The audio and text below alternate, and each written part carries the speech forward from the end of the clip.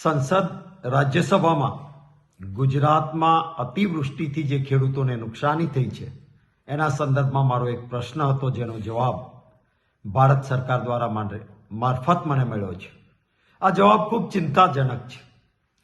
કેન્દ્ર સરકારે કહ્યું છે કે જ્યારે કોઈ મોટી કુદરતી આફત આવે ત્યારે એનડીઆરએફમાંથી સહાયની મોટી રકમ મળે, પરંતુ રાજ્ય સરકાર દ્વારા નુકસાનીનું સર્વે કરીને કોઈ આવેદન આપવામાં આવે, માંગણી કરવામાં આવે ત્યારે આ રકમ છૂટી થતી હોય છે.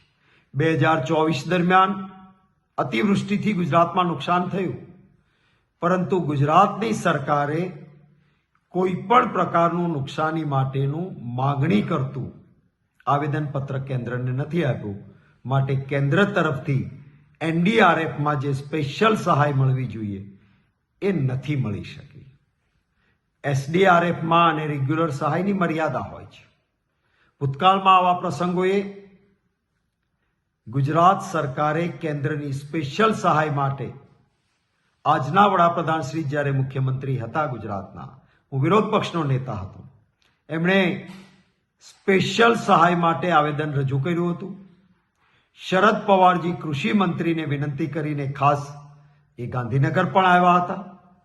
કોંગ્રેસ પક્ષ તરીકે અમે પણ ગુજરાતને વધારે સહાય થાય, કેન્દ્રમાં કોંગ્રેસની સરકાર હતી, માંગણી કરી હતી અને ઉદાર હાથે એનડીઆરએફમાંથી પૈસા મળ્યા હતા જ્યારે આટલું મોટું નુકસાન નહોતું. આ વખતે ગુજરાતમાં ખૂબ મોટા પાયે નુકસાન થયું, કેટલાય ખેડૂતો બરબાદ થયા છે.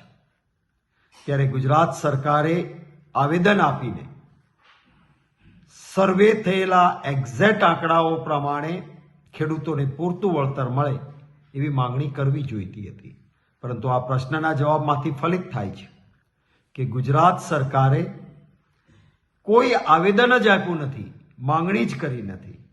હું માનું છું કે આ એક ગુનાહિત બેદરકારી છે. ગુજરાતના ખેડૂતો પાયમાલ થાય, કેન્દ્રમાંથી પૈસા મળે એમ હોય, ડબલ એન્જિન સરકારની વાતો કરતા હોય, એટલે કે બંને જગ્યાએ ભારતીય જનતા પાર્ટીની સરકાર છે, એમાં પણ વડાપ્રધાન શ્રી એ ગુજરાતના છે આપણા, ત્યારે તો મોસાળ લગનને માં પીરસણે આપણા ખેડૂતોને, આપણા ગુજરાતીઓને નુકસાનીમાં વધારે ફાયદો મળવો જોઈએ. એના બદલે માંગણી પણ નહીં કરવાની, આવેદન પણ નહીં આપવાનું.